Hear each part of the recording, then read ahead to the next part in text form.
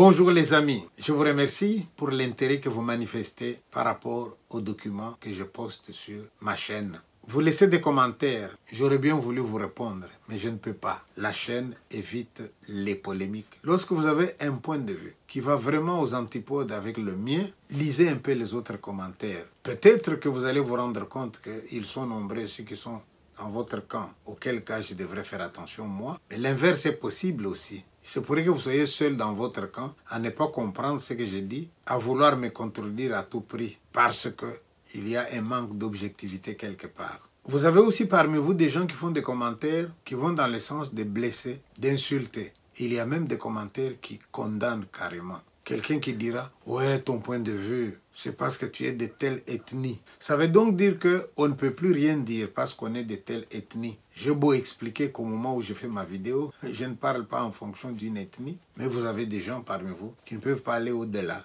Ils voient l'ethnie partout. Un peu comme les Rwandais, ils voient le FDLR partout. Et lorsque vous voyez un ennemi là où il n'existe pas, eh bien ça a un nom que je ne vais pas dire.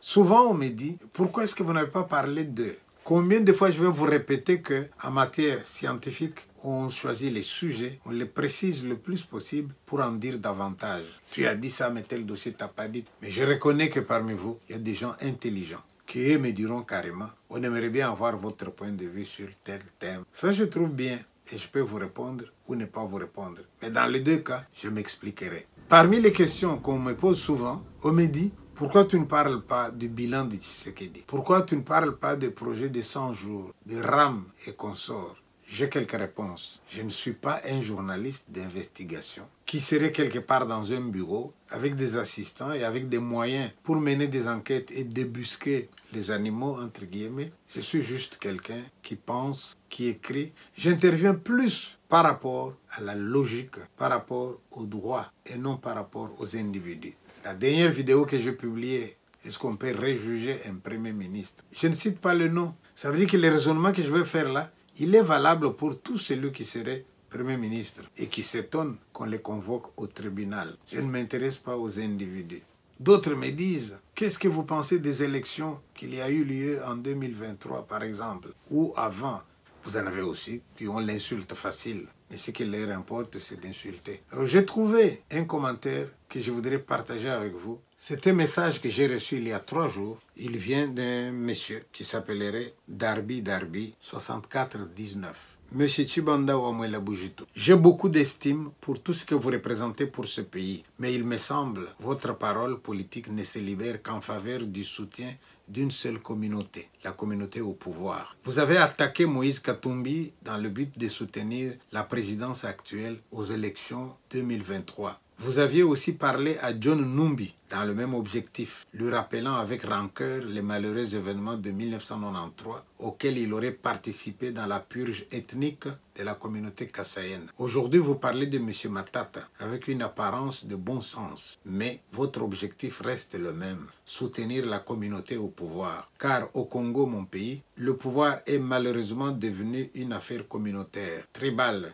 J'ai pris que vous ne tombiez pas dans les panneaux. Personnellement, je ne soutiens pas Matata, ni n'encourage ce dont on lui reproche. Mais il est clair que ce dossier est devenu une véritable épée de Damoclès au-dessus de ce personnage en raison de son positionnement politique. Et le timing et l'intention du procès ne visent apparemment que soit l'exécuter politiquement, soit les contraindre au débauchage. C'est du déjà vu avec le procès des 100 jours. L'histoire se répète. Je considère que tout crime présumé doit être jugé, qu'il eût été commis par un citoyen lambda ou par un président de la République et ses suppôts. Mais à votre niveau, M. Tshibanda, mon romancier congolais préféré, vous qui suiviez les traces de Mudimbe Vumbi Yoka, vous auriez été plus juste en demandant ce genre de crimes cessent pour tous et que tous les voleurs d'aujourd'hui soient présentés devant le juge. Regardez pour ne citer que ça, les dossiers ci-dessous. Scandale des 100 jours, RAM, registre des appareils mobiles, jeu de la francophonie, forage de puits, lampadaires solaires, Willy Bakonga et Teni Longondo. Récemment, les Suisses ont été scandalisés de voir 6 messieurs congolais, fonctionnaires de l'État, dépenser en quelques jours 605 000 $ pour un séjour de quelques jours en Suisse, alors que le pays est en guerre et sollicite de l'aide extérieure.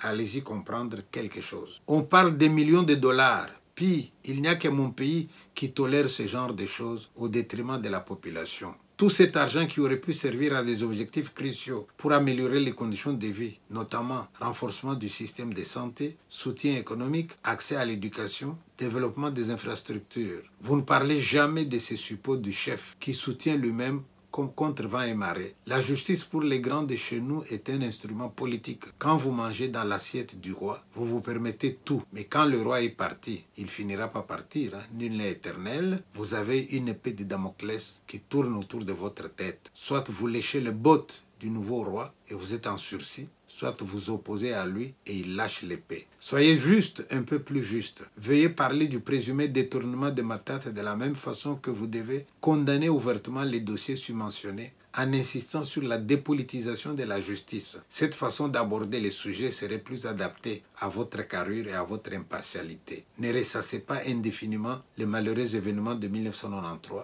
au point de vous sentir obligé de soutenir inconditionnellement votre communauté, même lorsque cela frise l'irrationnel, cordialement. Lorsque j'ai lu attentivement ce message, je me suis dit, pauvre monsieur, je le trouve sincère, mais voilà qu'il s'est trompé. Et en se trompant, ce qu'il dit est révélateur. J'avais écrit une lettre publique que vous pouvez voir sur Internet, lettre de Pichibanda à M. Tshisekedi. Dans cette lettre, je lui demande de mettre des gens qu'il faut à la place qu'il faut. Et je lui dis, les gens qu'il faut, vous pouvez les trouver même dans le camp d'en face, donc chez les opposants. Mais c'est vrai que, tout en étant ici où je suis, je n'ai pas autant d'éléments que vous avez pour pouvoir me mettre à critiquer Tshisekedi. Je constate aussi que vous le faites déjà vous, et vous le faites très bien. Entre nous, il y a des jeunes qui n'ont connu que le président actuel, d'autres ont connu l'actuel et le précédent. Moi, je n'ai connu quand même plusieurs. Et de tous ces présidents que j'ai connus, s'il y en a un qu'on peut insulter avec beaucoup de facilité, c'est l'actuel. Et si je le dis, vous allez dire que je le soutiens. Mon problème, moi, que j'ai avec Tshisekedi, vous le critiquez aussi bien pour ce qu'il fait que pour ce qu'il est. C'est ça qui me dérange. Quand vous le critiquez pour ce qu'il est, le critiquer sur ce qu'il fait, je peux comprendre. Et quelque part, lui et moi, on se ressemble. Je vais vous dire où est-ce que lui et moi, on peut se ressembler. Monsieur Katumbi Moïse, dont vous parlez dans ce message, vous dites que j'ai attaqué Katumbi pour favoriser quelqu'un de mon ethnie. Qu'est-ce que vous êtes injuste, monsieur? J'ai publié plus ou moins 6 vidéos sur Katumbi. Reprenez-les, ces vidéos-là. Regardez, donnez-moi une seule phrase, une seule, où je critique Katumbi de manière à peser sur les élections. Il n'y a pas une seule vidéo. Vous voyez là, vous m'accusez de ce que je n'ai pas fait. Et lorsque vous accusez quelqu'un, il vaut mieux l'accuser de ce qu'il a fait et non pas de ce qu'il n'a pas fait. Et moi, je fais partie, parce que vous parlez d'ethnie, de ces gens que vous pouvez condamner pour ce qu'ils ont fait et même pour ce qu'ils n'ont pas fait. Je vous lance un défi de regarder les vidéos. Sur Katumbi, il y en a 6. De me donner une seule phrase où j'ai attaqué M. Katumbi. Je ne l'ai jamais attaqué. Par contre, il y avait des gens qui étaient contre Katumbi, qui se sont mis à le dénigrer jusqu'à prétendre que c'est quelqu'un qui n'a que le niveau primaire. Moi, qui veux que les combats se fassent dans la loyauté, je ne voulais pas de mensonges. Moi, j'avais la preuve que ce qu'on disait de lui à ce moment-là n'était pas juste. Je n'ai pas hésité. J'ai fait des vidéos pour témoigner en sa faveur. Mais comment est-ce que quelque chose que j'ai dit pour témoigner en sa faveur, qui va provoquer des insultes contre moi par d'autres, et là, même vous m'accusez d'avoir attaqué Katumbi. Ça me dépasse. Mais au moins, vous me donnez là l'occasion de vous dire, voilà pourquoi parfois, sur certains sujets, je préfère me taire. Tous les dossiers que vous avez alignés, 100 jours, RAM, etc., etc., mais vous les connaissez. Je vous fais une suggestion. Prenez votre téléphone, asseyez-vous, dites-moi ce que vous en savez, envoyez-moi la vidéo, nous allons faire une émission ensemble. Si je donne la parole à quelqu'un, c'est que je ne maîtrise pas cette matière-là. J'ai fait une vidéo avec Kabamba Bob et j'ai vu quelqu'un qui me dit « Ouais, mais tu es contre le pouvoir, c'est pour ça que tu as interviewé Bob. » Non, j'ai interviewé Bob parce qu'il connaissait ces dossiers-là mieux que moi. Et je me suis dit, je vais vous donner des renseignements de première main. Mais même alors, je suis condamné pour ça. Je m'intéresse moins aux individus, je préfère m'intéresser aux faits, aux idées. Alors, l'idée que quelqu'un qui a été Premier ministre est accusé, convoqué pour être jugé, et que la personne qui est accusée trouve comme argument de dire juste « Non, on ne doit pas me juger, j'ai des immunités », ça m'a dérangé. Sarkozy a été condamné. Est-ce que l'immunité permet de tout faire? Ça suscite un bon débat. Et dans ce débat, qu'est-ce que j'entends? J'entends des gens écrire entre un voleur qui, avec cet argent, a quand même construit, et un autre voleur qui lui a bouffé tout l'argent. Quel est le bon voleur? Il n'y a pas de bon voleur, mon ami. Tous les deux sont des voleurs. Du point de vue intellectuel, je suis étonné de voir quelqu'un qui a été président de la commission électorale qui vous dit, si un tel est au pouvoir, c'est moi qui l'ai mis là-bas. Mais cette personne qui parle comme ça, qu'est-ce qu'il mérite? Il mérite qu'on l'applaudisse. C'est qu'il ne sait pas ce que c'est que le pouvoir. Il ne sait pas ce que c'est que les élections. Le pouvoir, il appartient à qui? Aux Congolais. Et les Congolais sont organisés dans une société démocratique? Oui. Où il y a des modes de passation du pouvoir? Oui. Quel mode? Élection. Alors vous êtes 3 ou 4. L'un qui dit, j'ai cédé pacifiquement le pouvoir. L'autre qui dit, c'est grâce à moi. Mais attendez, vous avez trahi le peuple. Est-ce qu'on doit même discuter avec vous? Quelqu'un d'autre me dira, mais alors, est-ce que c'est un pouvoir légitime? Ça, c'est une autre question. C'est peut-être le moindre mal. Mais mon problème, c'est qu'il n'y a pas de bon voleur, il n'y a pas de mauvais voleur. Un voleur, c'est un voleur. Et ce qui est intéressant aussi, c'est que quand on vous accuse, vous êtes présumé innocent. C'est après le jugement qu'on dira. Et vous n'êtes pas d'accord que je dise quelque chose là-dessus. Si je dis quelque chose là-dessus, c'est que je soutiens le pouvoir. Mais non, je ne soutiens personne. Ma préoccupation en moi, c'est de savoir que dans notre pays, il y a des gens qui peuvent encore toucher moins de $50 par mois, pendant que d'autres parlent en termes de centaines de millions. Ce qui m'intéresse moi au Congo, c'est les procédures au pluriel utilisées par les Congolais et par les autres pour écraser le peuple. Je connais des gens. Il a des gens sous lui. Ils exigent que ces gens-là lui retournent une partie de leur salaire. On devrait combattre tout ça. Lorsque votre serviteur a abordé un thème, mais dites, monsieur, bravo, maintenant prenons tel autre thème. Qu'est-ce que vous dites de... À ce moment-là, c'est une interview, je vous donnerai mon point de vue. C'est tout le monde qui se plaint, par exemple, pour dire Kinshasa la belle est devenue Kinshasa la poubelle. Je suis de ceux qui pensent que nous devrions faire un effort pour améliorer les conditions de l'hygiène dans nos pays. Mais en même temps qu'on va demander aux autorités d'avoir des caniveaux propres devant nos maisons, nous pouvons aussi nous demander nous-mêmes de ne pas jeter n'importe quoi dans les caniveaux. Nous pouvons aussi nous demander nous-mêmes à ne pas construire sur la route.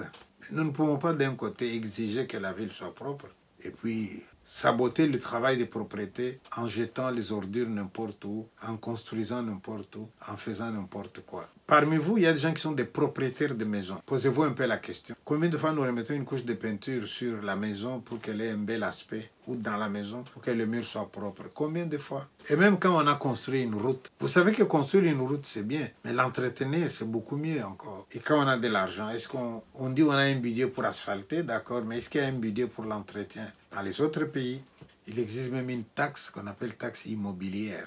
Qui paye cette taxe-là? Et quand bien même on les payerait, qui nous garantit que cet argent irait dans la caisse de l'État, permettrait de faire les travaux attendus?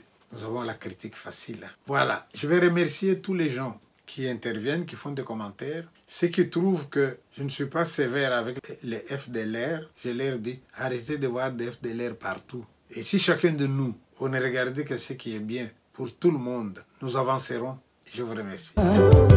À peine mourrait-on pour injuste. Quelqu'un peut-être mourrait-il pour un homme de bien. Mais Jéhovah Dieu, tu as prouvé ton amour et ta grâce envers moi.